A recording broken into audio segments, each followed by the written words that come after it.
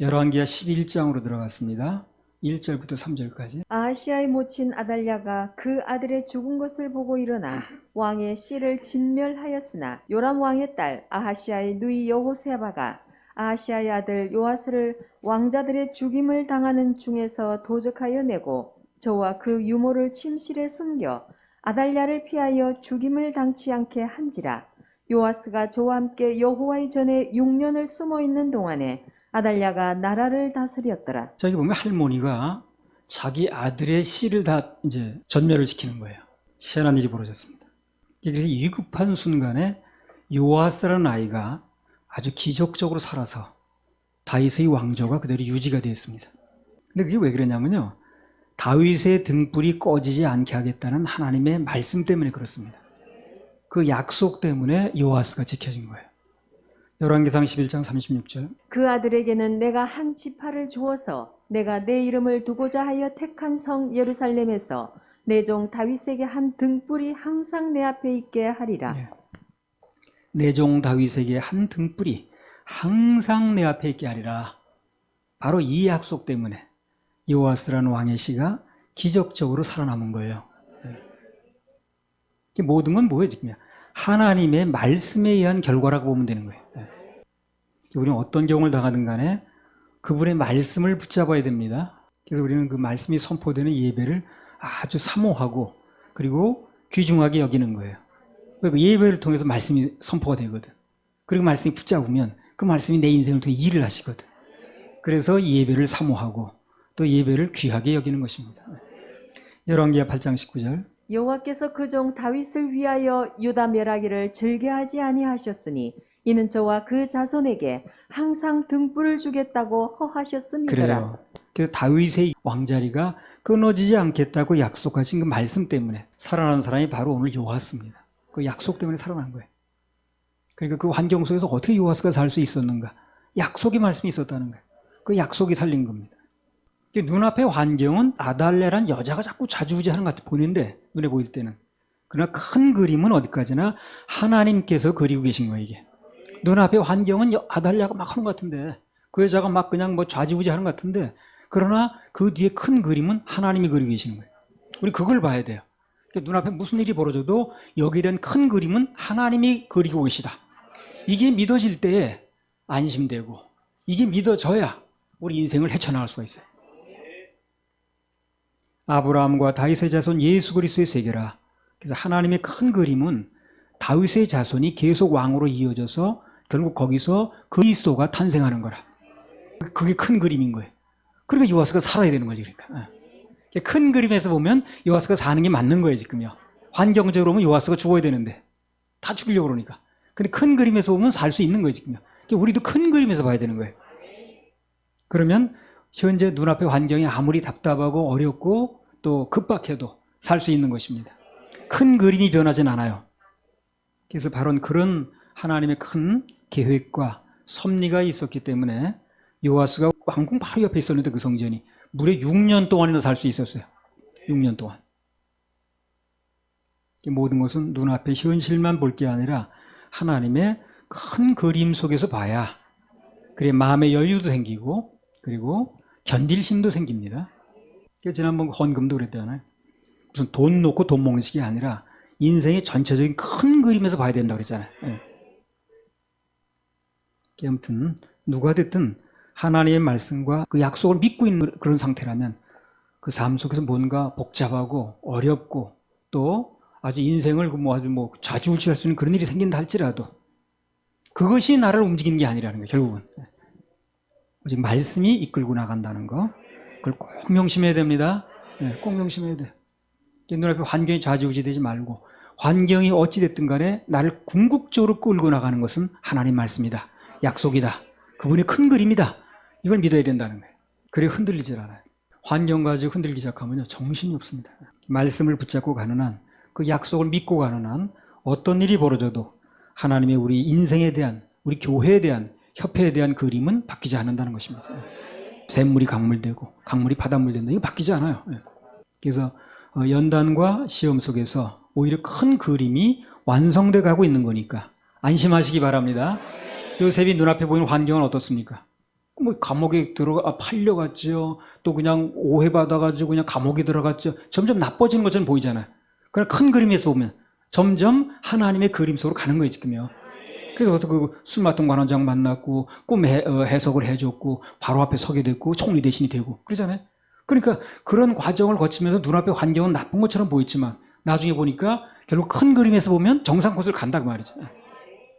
큰 그림 속에 있으면 눈앞의 환경에 좌지우지되지 않고 갈 수 있다는 거. 하나님의 그 말씀을 붙잡는 사람은 태산을 넘어 험곡에 가도 절대 그분의 큰 그림에서 벗어나지 않습니다. 우리 하나님의 자녀들의 등불은 그분의 말씀 때문에 보호가 되는 거예요. 그래서 누가 됐든 하나님 말씀을 가슴으로 받아들이면 그러면 그것이 자동 항법 장치가 돼요. 비행기는 요즘에요. 옛날에 육안으로 보고 조종을 했잖아요. 위험했죠. 뭐 시야가 나쁘거나 그러면. 근데 지금은요. 자동 항법 장치로 컴퓨터에 입력을 해놔요. 그러면 조종사가 무슨 뭐 일일이 신경 안 써도요. 저절로 그렇게 가서 고도를 딱 되면 낮춰져가지고 착륙을 시키는 거예요. 그래서 육안으로 보고 조종하는 것보다 좀 안 보이는 것 같아도 자동 항법 장치에 맡기는 게 훨씬 더 안전하다는 거죠. 우리는 수시로 질문을 한번 해봐야 되는데 이게 뭐냐면 지금 내 삶이 내 생각에 의해서 가는 수동인가 아니면 하나님 말씀에 의한 자동 항법 장치인가 그걸 점검을 해봐야 돼. 점검을. 중요합니다. 그게. 점검을 해봐야 되는 거예요. 내 인생을 그분에게 맡겨서 그분이 내 인생을 자동적으로 이끌고 가게 맡겨지기만 하면 아주 안전하게 가는 거예요. 가장 멋있는 그림이 나오는 것입니다. 모든 것이 저절로라는 얘기든 저절로. 한번 저절로. 그 옛말에 그런 말이 있잖아요. 하늘이 무너져도 솟아날 구멍이 있다. 오늘 보니까 정말 그런 사태가 벌어져도 막 할머니가 막 이 잡듯이 잡아가지고 그 사람을 죽이는데도 솟아날 구멍이 있죠 지금요. 하늘이 무너져도 살 구멍이 있는 거예요. 그 약속 때문에. 하나님만 바라보면 생각지도 않은 도움이 하늘로부터 오는 거예요. 생각지도 않은 그 여호람 딸이 그러니까 그 여호람 그쪽 공주가 그것을 막 변호하고 보호하니까 누가 건드리지도 못하는 거예요. 마치 바로의 딸인 모세를 건지니까 아무도 못 건드렸듯이. 그 다른 사람이 건져봐요. 다 그냥 막 문제가 삼죠. 그러나 바로의 딸이 하니까 여기 여호람 딸이 나서가지고 그 요아스를 보호해 주니까 아무도 뭐 건드릴 수 없는 거죠. 그래서 우리 머리카락까지 세고 있는 분이 오직 예수입니다. 주님밖에 없어요. 나도 내 머리카락을 셀 수 없어요. 여러분 누구든지 자기 머리카락 세는 사람 아무도 없습니다. 그러니까 주님은 우리 머리카락까지 세고 계신다고 그러죠. 그러니까 그분께 맡기는 낫지 않겠습니까?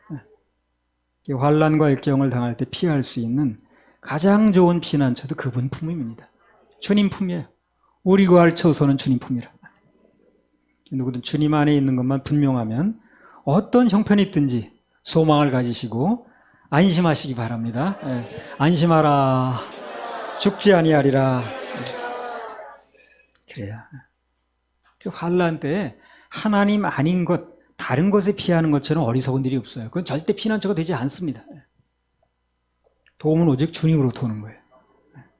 난 인생에 정말 어려움이 오면 다 주님 붙잡았지. 그 위에 거 붙잡고 나는 신경 쓰지 않았습니다. 그건 내가 내 피난처가 될 수 없다는 걸 너무 잘 아니까. 그리고 뭐 어떤 것이든 그게 나를 보호하지 못하더라고요. 주님만이 나를 보호하십니다. 시편 121편 1절 2절. 내가 산을 향하여 눈을 들리라. 나의 도움이 어디서 올꼬? 나의 도움이 천지를 지으신 여호와에게서로다. 나의 도움이 어디서 올꼬? 나의 도움이 천지를 지으신 여호와에게서로다. 도움은 하나님으로부터 옵니다. 다 같이 오직 예수, 오직 주님, 오직 예수로부터 오는 거예요. 그걸 꼭 명심하시기 바랍니다. 특히 젊은 세대들은 그걸 꼭 명심하세요. 나의 도움은 하늘로부터 오는 것이고 주님으로부터 오는 것이지 그 외에 어떤 것을 기대하면 안 된다는 거예요. 할렐루야. 우리 하나님께 박수 올려드려요. 열왕기하 11장 1절 2절. 아하시아의 모친 아달랴가 그 아들의 죽은 것을 보고 일어나 왕의 씨를 진멸하였으나 요람 왕의 딸 아하시아의 누이 여호세바가 아하시아의 아들 요아스를 왕자들의 죽임을 당하는 중에서 도적하여 내고 저와 그 유모를 침실에 숨겨 아달랴를 피하여 죽임을 당치 않게 한지라. 사단의 씨가 하나님의 씨를 전멸시키려고 했거든요. 그러니까 결국 최후의 승자는 하나님이 하셨습니다. 사단은요, 예수님을 십자가에 못 박으면 다 끝나는 줄 알았어요. 그래서 뭐 크루스파이 하면서 그냥 막 못 박자 그런 거 아니에요? 못 박으면 끝난 줄 아는 거예요. 그런데 그 못 박고 끝나는 게 아니라 그 뒤로 부활이 있다는 걸 모르는 거예요. 예. 죽었다 부활한 걸 잘 못 본, 사단이 본 적이 없거든. 그러니까 죽이기만 하면 끝난 줄 안 거야. 예수님 못 박으라고 그런 거 아니야? 빌라도가 살려주려고 그래도. 근데 그 못 박고 나서 죽었지만 부활이 있다는 걸 모르는 부활이 있다. 최후 승리가 부활입니다. 모든 승리의 최후에는 하나님 계신 거예요. 그러니까 하나님 믿는 사람은, 그분의 말씀을 붙잡는 사람은 다 최후 승리가 되는 거예요. 최후 승리가 중요하지 않아요? 중간에 과정이 어떻든 간에 최종 스코어가 잘 나와야지. 말씀을 붙잡는 사람은, 하나님 편에 서는 사람은 과정이 어떻든 간에 다 최후 승자라니까. 이 세상 사람은요, 다 죽으면 끝나요. 지옥이나 가고. 그러나 예수 믿는 사람은 천국에서 부활합니다. 부활해서 천국 사합니다. 그게 최후 승리가 되는 거예요. 우리가 하나님 안에 있는 한 어떤 일이 나든 간에 최후 승리는 우리 거니까 안심하시기 바랍니다. 그러므로 최후 승리. 여기 요아스란 이름의 뜻은요, 여호와가 도와주신다, 그런 뜻입니다. 여호와가 도와주신다. 그가 굳게 붙드신다, 그런 뜻도 있어요. 여호와가 도와주신다, 그가 굳게 붙드신다. 그 이름 뜻대로인 거예요. 그 이름 뜻대로 하나님께 살려주시고 굳게 붙드시고 보호하시고 왕의 면류관까지 씌워주셨어요. 그래서 우리 하나님의 자녀들도 인생에서 어떤 위기를 당하든 관계없이 그분만 바라보면, 그리고 예배에 성공하고 있으면 하나님께서 결국은 되게 하시고 보호하시고 승리의 면류관까지 씌워주시는 겁니다. 그래서 이제 거의 단절될 뻔했던 다윗의 혈통이 다시 살아났는데, 그 결정적인 역할을 대제사장이 한 거예요. 그리고 부인이 또 했습니다. 그리고 하나님의 성전이 그를 6년이나 숨겨준 거예요. 대제사장은 막아주고, 부인은 길러주고, 성전은 숨겨주고, 그런 것들이 중요한 역할을 했다는 얘기거든. 이 한마디로 말하면 뭡니까 이게? 이런 말들이 의미하는 게 뭐예요? 전부 하나님이 하셨다는 얘기를 하는 거예요. 그 표현을 그렇게 하는 겁니다. 늘 말하듯이 진짜 큰 일, 중요한 일은 하나님께서 하십니다. 우리 모든 것을 하나님께 맡기고 가면 돼요. 이 원리는 어떤 경우가 됐든 어떤 환경이 됐든 전혀 달라지지 않습니다. 그대로입니다. 요한복음 15장에 나온 것처럼 가지는 그저 나무에 붙어있기만 하면 돼요. 그러면 열매는 저절로 열리게 돼 있습니다. 가지가 애쓰는 게 아니에요. 가지는 붙어있으면 나무가 다 뿌리에서 진액을 올려가지고 저절로 열매가 열립니다. 그렇죠? 붙어있는 게 중요한 거예요. 맡기라, 이루리라. 우리 주 하나님 독생자 예수 하나 하겠습니다. 주 하나님 독생자 예수, 독생자 예수 날 위하여 오시었네. 내 모든 죄 용서하시고 죽음에서 부활하신 나의 구세주 살아계신 주 나의 참된 소망 걱정 근심 전혀 없네. 사랑의 주네 갈 길이 인도하니 내 모든 삶의 기쁨 늘 충만하네. 주 안에서 거듭난 생명 거듭나는 생 도우시는 주의 사랑 참 기쁨과 확신 가지고 예수님의 도우심을 믿으며 살아계신 주 나의 참된 소망 걱정 근심 전혀 없네. 사랑의 주네 갈 길 인도하니 내 모든 삶의 기쁨 늘 충만하네. 그 언젠가 주 뵐 때까지 주 위해 싸우리라. 승리의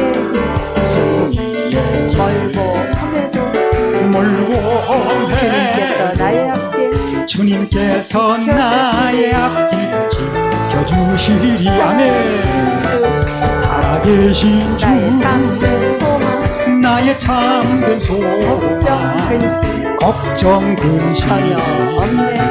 전혀 없네. 사랑의 주 사랑의 갈 길 인도하니 갈길 내 모든 삶의 기쁨 내 모든 삶의 기쁨 늘 충만하네.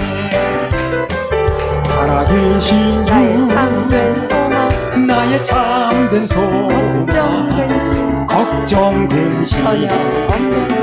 전혀 없네. 사랑의 주 사랑의 갈 길 인도하니 갈길 내 모든 인도하니 삶의 기쁨 내 모든 삶의 기쁨 충만하네. 늘 충만하네. 가슴에 손 얹고 살아계신 주 나의 참된 소망 나의 참된 소망 걱정 근심 걱정 근심 전혀 없네.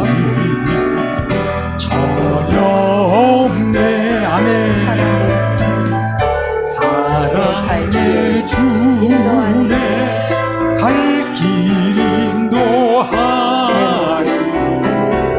내 모든 삶의 기쁨 늘 충만. 두 손 들고요. 살아계신 주 나의 참된 소망 나의 참된 소망 걱정 근심 걱정 근심 전혀 없네. 전혀 없네. 사랑의 주 인도하니 갈 길 내 모든 인도하니 삶의 기쁨 내 모든 삶의 기쁨 늘 충만하네. 우리 하나님께 박수 올려드립니다. 네, 주님 안에는 늘 최후 승리가 있습니다. 네, 걱정 안 하셔도 됩니다. 우리 인생은 주님 붙들고 하십니다. 앞으로 3일 길을 먼저 가신다고 하셨습니다. 열왕기하 11장 1절에 3절. 아하시아의 모친 아달랴가 그 아들의 죽은 것을 보고 일어나 왕의 씨를 진멸하였으나 요람 왕의 딸 아하시아의 누이 여호세바가 아하시아의 아들 요아스를 왕자들의 죽임을 당하는 중에서 도적하여 내고 저와 그 유모를 침실에 숨겨 아달랴를 피하여 죽임을 당치 않게 한지라. 요아스가 저와 함께 여호와의 전에 6년을 숨어 있는 동안에 아달랴가 나라를 다스렸더라. 이런 급박한 상황에서 요아스라는 한 생명이 살아난 것 때문에 적게는 이스라엘의 왕조 그리고 크게는 메시아 왕조가 유지가 됐습니다. 만약 요아스마저 죽었더라면 이스라엘 왕조 끝날 뻔했어요. 아무도 안 남았으니까. 천하는 그 아달랴인가 뭐 그 여자 아주 그 여자 판이 될 뻔했다고. 그래서 우리가 여기서 알아야 될 게 뭐냐면 한 생명이 사는 게 참 중요한 겁니다. 그 한 생명이 살아난 것 때문에 그 왕조가 유지된 거예요. 어떤 사람이 논을 막아가지고 그렇게 그 유튜브에 보니까 이제 웅덩이, 뭐 정원, 뭐 이렇게 물을 넣어가지고 했는데 뭐 물배추 한 포기 딱 심었어. 그게 한 3, 4개월 지나니까 논을 다 채웠더라고 그게. 야, 한 생명이 중요하더라고 그게. 한 생명이. 하나님 안에서는 한 생명이 너무 중요합니다. 한 생명이. 많은 걸 자꾸 생각하지 말고 한 생명을 중요하게 여겨야 돼. 한 생명. 원맨 비전. 한 생명이 살아나면 또 번지게 돼 있어요, 이게. 우리 인생이 전부 그렇잖아요. 아담과 하와 그 두 사람 통해서 다 온 거예요, 우리요. 하나님 안에서는 각자 한 생명들이 모여서 교회가 되고 또 각자 한 생명 때문에 협회도 유지가 되는 겁니다. 한 생명이 변화되면 아주 위대한 일이 일어나는 거예요. 한 생명이 변화, 그걸 바라는 거예요, 지금. 한 생명이 이제 완전하게 이렇게 하나님의 안에서 변화되잖아요. 그러면 그 놀라운 그 역사가 뭐 엄청납니다. 한 생명이 변화되면 아주 위대한 일이 일어납니다. 이거 많은 사람이 한꺼번에 하려고 그러지 말고 한두 사람을 살려놓고 한두 사람이 변하기 시작하면요. 그 교회가 변하고 나라가 변하는 거예요. 많은 인원도 물론 중요하겠지만요. 그러나 비록 몇 사람이라도 큰 인물을 키워내면 그를 통해서 위대한 일이 벌어지는 거예요. 역사는 바뀌는 겁니다.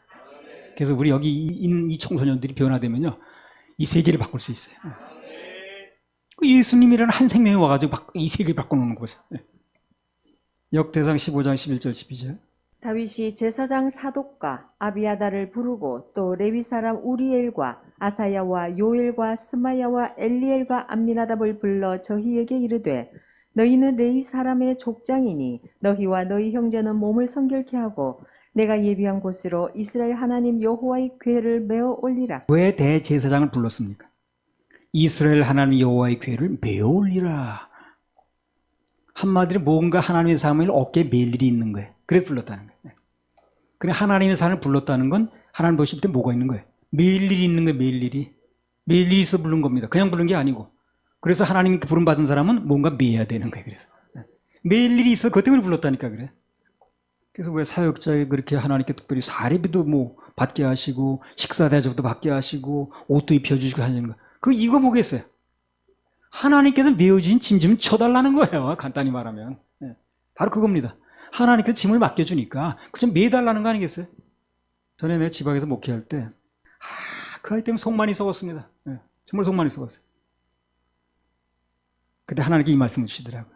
그 짐 좀 메어달라고 널 맡긴 거야 내가 지금. 그 짐 좀 져달라고 너에게 많은 걸 해주지 않아 내가 지금. 이렇게 말씀하시는 거예요. 골치 아프더라고요 때문에. 근데 그 짐 좀 메어달라고 너에게 많은 거 해주는 건데 내가 지금. 그래서 누가 전화하면 친절하게 받고 그리고 누군가의 만남도 아주 귀중하게 여겨야 됩니다. 그 만남 때문에 우리 운명이 바뀔 수 있는 거예요. 특히 오늘 이 시간에도 말씀을 통해 주어지는 주님과의 만남이 있는데 그것도 귀중하게 여기셔야 됩니다. 귀중하게 여기셔야 돼요. 그 말씀 한마디와의 만남 때문에 하나님의 어떤 역사가 일어날지 모르고 그 다음에 그 말씀 한마디와의 만남 때문에 일생이 바뀔 수 있는 거거든. 신약성에 보면 바울 사도와 브리스길라 아굴라 그 부부가 만났거든요. 사도행전에 보면. 그 처음에는요. 왜 만났냐면 업이 같아 업이. 그 사역비만 가지고 되게 운영이 안 되니까 자기 업을 가지고 있는 거예요. 그래서 천막 짜는 업을 가지고 있었어요. 그래서 브리스길라 아굴라도 그걸 했고 바울 사도 장막 짜는 업이 있었어요. 업이 같으니까 만난 거예요. 근데 나중에는요. 이 두 사람이 어떤 사이냐면요. 목숨을 거는 사이가 됐어요. 처음부터 그렇게 된 게 아니에요. 그래서 만남이 중요하다는 거예요. 그렇게 될지 몰랐지만 결국 하나님 안에서 세월이 가다 보니까 나중에는 업이 같아서 만나는 건데 서로 목숨을 주고받는 사이가 됐다니까요. 뭐 여러분과 나의 만남도 마찬가지예요. 이렇게까지 삶이 바뀔지 누가 알았겠어요? 그잖아요? 그냥 우연히 한번 왔던 사람도 있고 그런 건데 이렇게까지 삶이 바뀌고 이렇게까지 해결이 되고 이렇게까지 하늘의 소망을 갖고 천국 시민이 될지 누가 알았냐고 이걸. 예수님이 잃어버린 한 생명을 찾으시는 게 그분의 이 땅에 오신 목표라고 그랬거든요. 우리도 한 생명 살리는 게 목표고 집회 목적도 마찬가지입니다. 그래서 그런 맥락에서 볼 때 어떤 마음으로 우리 교회에 왔든 간에 사람들이 일단 우리 교회 오면 살아나고 회복돼야 그래 정상이야. 그게 난 목회 방침이 그거라. 우리 교회 오면 누구든지 살아나야 돼. 뭐 어떤 형태로 왔든 간에 무슨 모습으로 왔든 간에 무슨 마음을 품고 왔든 간에 일단 오면 살아나야 돼요. 여기서. 그리고 성공하는 삶을 살아야 됩니다. 그게 내 방침이에요. 하나님이 살리는 게 목회라고 그랬습니다. 그 살리는 목적으로 어떤 때는 뭐 질책도 하고 합니다만 그 질책이 목적이 아니에요. 결국 그걸 통해서 살리겠다는 겁니다. 받아들이면 돼요, 여러분요. 그럼 살아나게 돼 있어요. 결과는 좋다고 그랬잖아요. 결론은 좋게 난다고 그랬잖아요. 그리고 여러분 스스로도 자기 생명을 또 귀하게 여길 줄 알아야 됩니다. 왜? 여러분의 생애를 통해서 하나님께서 뭘 하실지 몰라요. 내가 아니라 하나님께서 하시는 거거든요. 그래서 자기를 귀중하게 여길 줄 알아야 됩니다. 함부로 막 굴리면 안 돼요, 자기를요. 자기를 귀중하게 여기는 사람이 남도 귀중하게 여깁니다. 그래서 내 이웃을 내 몸과 같이 사랑하란 말이 그 말이에요. 내 이웃을, 기준은 뭐예요? 내 몸 사랑하듯이 사랑하라는 얘기죠. 그럼 자기를 사랑 안 하는 사람은 이웃도 사랑 안 하겠지. 왜? 그래서 기준이 그거예요. 내 이웃을 내 몸과 같이 사랑하라. 자기를 사랑하는 기준인 거예요. 그게. 자기를 사랑하는 사람이 자기를 사랑하기 때문에 이웃도 사랑하는 거예요. 그 경찰관 할 때 보면요. 범죄자라든가 타락한 사람은 대부분 그 원인이 뭐냐면 자기를 귀중하게 여기지 않더라고요, 이 사람들이. 그렇게 함부로 막 다른 사람도 막 칼로 찌르고 하는 거예요. 자기를 귀중하게 여기는 사람이 다른 사람 그렇게 하지 않습니다. 그러면 자기도 문제가 되는데, 그잖아요? 자기 생명을 귀중하게 여길 줄 알아야 되는 거예요. 자기 생명을 귀중하게 생각하는 사람이 다른 사람의 생명도 귀중하게 여기는 거. 내 시간을 귀중하게 여기는 사람이 남의 시간도 쓸데없이 뺏지 않는 거죠. 지금 우리나라가 참 불명예스럽게 OECD나 선진국가 중에 자살률이 1위를 합니다. 우리나라가. 언제부턴가. 그런 얘기까지 들리더라고요. 어느 뭐 사이트에 들어가면 자살 관련 사이트가 있대. 어디서 만나가지고 같이 죽자고. 그런 사이트가 있다고 그러더라고요. 우리나라 전체 사망의 원인이 네 번째 4위가 자살이래요. 병으로 죽는 사람도 물론 있겠지만 죽는 원인 네 번째가 자살이에요. 그렇게 사람들이 많이 죽는답니다. 하나님께서는 한 생명이 온 천하보다도 귀중하다고 하셨거든요. 그래서 하나님께서 주신 생명은 이 세상 그 무엇과도 바꿀 수 없습니다. 아주 귀중합니다. 아주 귀중합니다. 귀중한 거예요. 전에 그 배우 최진실이라고 있었죠. 그 사람이 자살했죠. 조선일보 사설에 이렇게 나왔습니다. 최진실 씨, 그곳, 즉 자살은 탈출구가 아닙니다. 사설 제목이 그거예요. 자살은 탈출구가 아니에요. 하나님께서 주신 생명을 함부로 하는 거 아주 잘못된 겁니다. 이것은 자살하면 지옥 간다 그런 얘기를 하는 게 아니에요. 그런 얘기 관계가 없어요. 그 죄도 하나님이 해결하신 건 맞는데, 예수님이 해결하신 건 맞는데 우리 삶의 태도를 말하는 거예요. 하나님께 주신 생명을 스스로 해치면 그것은 주신 하나님께 영광이 아니란 얘기를 하는 거예요. 누군가 말하기를 인생의 황금기는 지나온 날에 있는 게 아니에요. 지나간 날 돌아보고 후회할 필요 없어요. 앞으로 남은 날 중에 있습니다. 자살에 관한 죄는 그것 때문에 지옥 가냐 천국 가냐 그 문제가 아닙니다. 모든 죄는 예수님께서 십자가에서 싹 해결하셨습니다. 스스로 목숨을 끊으면 하나님께서 그 사람에게 앞으로 하시고자 하는 일이 있는데 그게 방해가 된다는 거예요. 앞으로 여기 있는 누군가를 통해서 하나님께서 일을 하시려고 그러는 거거든. 근데 그 사람 스스로 목숨을 끊으면 그 일을 못 하잖아요. 하나님께서 하시고자 하는 일을 방해하는 거지. 그분께 영광이 안 된다는 얘기를 하는 거예요. 생명뿐만 아니라 일도 마찬가지입니다. 예를 들어서 앞으로 우리 교회와 또 협회를 통해서 하나님께서 엄청나게 큰 일을 하시려고 하는 거거든요. 그렇죠? 그렇게 믿으시죠? 근데 잠시 눈앞에 환경이 어렵다고 그걸 못 견뎌서 우리 스스로 해체했다고 한번 생각해 보자는. 그럼 얼마나 하나님께 영광이 안 되는 거예요. 그러면 하나님 하시고자 하는 일 못하는 거 아닌가. 그게 바로 자살인 거예요. 그러니까 그게 하나님 계획을 방해하는 겁니다. 우리를 향한 하나님의 계획을 수포로 돌리는 거죠. 우리 사역자든 직장인이든 절대 스스로 포기하지 마세요. 절대 스스로 포기하지 마세요. 하나님 그만두라 할 때까지 하는 거예요. 우리 생명도 하나님께 불러가실 때까지 사는 거예요. 늙었든 말하든 관계없이. 그래서 스스로 뭘 결정하는 것은 하나님께서 우리를 통해서 이루실 계획을 스스로 포기하는 거고 같습니다. 엄청 손해보는 거예요. 할렐루야. 우리 하나님 박수 올리고. 열왕기하 11장 1절 2절. 아하시아의 모친 아달랴가 그 아들의 죽은 것을 보고 일어나 왕의 씨를 진멸하였으나 요람 왕의 딸 아하시아의 누이 여호세바가 아하시아의 아들 요아스를 왕자들의 죽임을 당하는 중에서 도적하여 내고 저와 그 유모를 침실에 숨겨 아달랴를 피하여 죽임을 당치 않게 한지라. 그래서 오늘 열왕기하 11장의 사건의 시초도 여호세바라는 여자가 그 요아스라는 한 생명을 굉장히 귀중하게 여긴 결과입니다. 그 한 생명 살면 살아도 뭐하겠어. 그게 아니라 그 한 생명이 살아나기만 하면 이 왕국이 등불이 안 꺼질 거다. 아주 귀중한 마음이 있었던 거예요. 한 생명을 아주 귀중하게 여긴 결과 이스라엘 역사가 계속될 수 있었다는 거죠. 이사야 42장 2절 3절. 그는 외치지 아니하며 목소리를 높이지 아니하며 그 소리로 거리에 들리게 아니하며 상한 갈대를 꺾지 아니하며 꺼져가는 등불을 끄지 아니하고 진리로 공의를 베풀 것이며. 하나님께서는요 상한 갈대를 꺾지 않으신다는 거예요. 상한 갈대들은 다 하나님께 와야 됩니다. 난 인생이 좀 상했어. 하나님께 와야 돼요. 세상은 상한 갈대 꺾어버립니다. 미련 없이. 꺼져가는 등불 끄지 않으리라. 꺼져가는 생명도 하나님 앞으로 나와야 돼요. 그거 안 끄시니까. 근데 세상은 꺼져가는 심지 딱 꺼버립니다. 새 심지도 많은데 뭘 그래. 그래서 그런 생명을 통해서도 하나님께서 사실 섭리가 있거든요. 여러분 그 이지선이라는 이름을 기억하시나 모르겠어요. 그 이지선이라는 아가씨가 교통사고를 당했는데 뺑소니 차예요. 차 밑에 깔렸는데 불이 붙은 거예요. 차에. 그래가지고 온 얼굴이 그냥 다 그냥 원래는 이게 이뻤는데 그냥 얼굴이 그냥 막 화상을 입어가지고 젊은 아가씨가 화상을 얼굴 이렇게 내버리니까 처음에 죽고 싶은 마음밖에 안 나더래요. 내가 살아서 이 얼굴까지 뭘 하나 지금. 어떻게 죽는가 그만 생각했다는 거예요. 근데 어느 순간 하나님께서 새로운 마음을 주신 거예요. 그 마음에. 무슨 마음을 주셨냐면 얼굴이 만신창이가 됐든 말든 하나님께서 너를 통해서 나를 통해서 하실 일이 있다. 이 마음이 들어오더래요. 이 얼굴을 통해서 하나님께서 하실 일이 있으니까 그런 거 아니야? 괜히 하나님께서 괜히 그 차 밑에 집어넣은 게 아니다. 이 생각이 들어오더래요. 그래서 그 마음이 드는 건 살아났다는 거예요. 그 마음이 드는 순간. 근데 그들이 굉장히 임하신 거예요, 이 사람이. 저는 또 이런 예화도 있었어요. 이 두 아이가 이제 태어나는데, 근데 아이가 이상스럽게 첫 아이가 무슨 원인도 모르겠는데 이 시각을 잃어가는 거예요. 더듬는 거지, 아이가. 그리고 평생을 살아야 되는 거예요, 그 아이가. 그렇잖아요? 어린아이가 그러니까 이제 걔가 몇 살까지 살는지 평생 그렇게 살아야 되는 거예요. 그 엄마가 이제 충격이 큰 거죠. 예. 근데 둘째 아이를 낳는데 둘째 아이가 얼마 또 그러는 거야. 또 이게 얼굴이 이제 눈이 망막이 어떻게 된다고 그러더니 안 보이는 거예요. 그 두 아이가 다 방에서 헤매고 다니는 거예요, 이제. 그 엄마가, 야, 이 아이들 그냥 살아 있어 본들 평생 저러고 다닐 텐데 차라리 나하고 같이 죽는 게 낫겠다. 이 생각을 했다는 거예요, 엄마가 이제. 남편 몰래 이제 남편 옷 다 이렇게 켜가지고 장롱에 넣어놓고 이제 그 애들 둘 데리고 차에 태우고 이제 어디를 그 낭떠러지에 떨어지든가 이제 자살하러 나간 겁니다. 그 나중에 그 국민일보에 그 수기가 나왔었어요. 그 자살을 하려고 어디 낭떠러지에 떨어져가지고 죽으려고 이제 차를 몰고 엄마는 운전하고 애들 둘은 이제 뒤에 탄 거예요. 애들한테 얘기 안 했죠, 이제.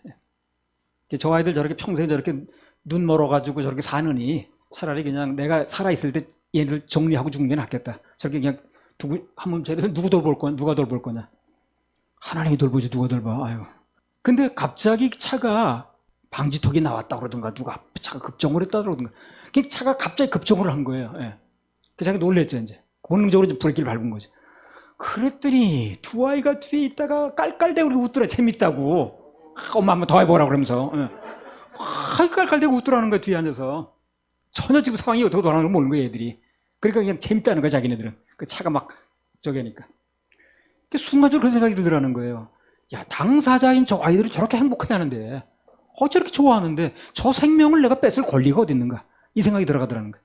쟤들은 당사자는 저렇게 좋다는데, 저렇게 웃고 행복해 하는데. 다시 집으로 돌아왔다는 거예요. 그런 얘기를 보면서, 하나님께서는 다 그런 인생도 살기만 하면 어떻게 살려주시는 거예요. 또 그 아이들을 어떻게 쓰실지 모르는 거예요, 앞으로. 헬렌 켈러 보세요. 그건 보지만 못하는 게 아니에요. 듣지도 못하고 말도 못해요. 숨만 쉬는 거예요. 그래도 헬렌 켈러도 얼마나 많이 나잖아요. 그런 사람이 다 되라는 게 아니라 그런 일이 혹시 벌어져도 하나님께서는 뜻이 있다는 얘기를 하는 거예요, 지금요. 그러니까 꼭 그런 일이 아니라도 우리 인생에 무슨 막막한 일이 벌어졌다라든가 답답한 일이 벌어졌다든가 환경이 안 좋다라든가 정말 죽을 맛이라든가 그렇다 할지라도 우리는 낙심하면 안 되는 거예요. 하나님 안에서 있으면 길이 있어요. 세상 사람은 낙심하거나 말거나. 우리는 그렇지 않아요. 길이 반드시 있습니다.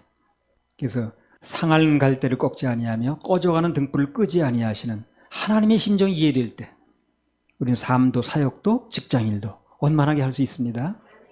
하나님께서 절대 인간을 도구로 취급하지 않아요. 한 사람 한 사람이 전부 목적이에요. 그분에게는 목적.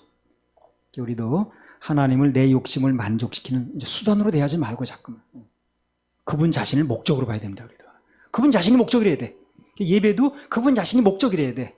오늘 예배들이 뭐가 내가 잘 풀릴 것 같다. 무슨 뭐가 해결될 것. 이건 둘째라. 그건 둘째. 그분 자신을 목적으로 보고 중심을 다해 예배 성공할 때 그 중심이 통하면 그러면 역사가 일어납니다. 오늘 예배도 오직 하나님만을 목적으로 삼고 그분에 대한 예배에 성공하면 그러면 놀랍고 신기한 일이 일어날 겁니다. 할렐루야. 우리 하나님께 박수 올려드려요.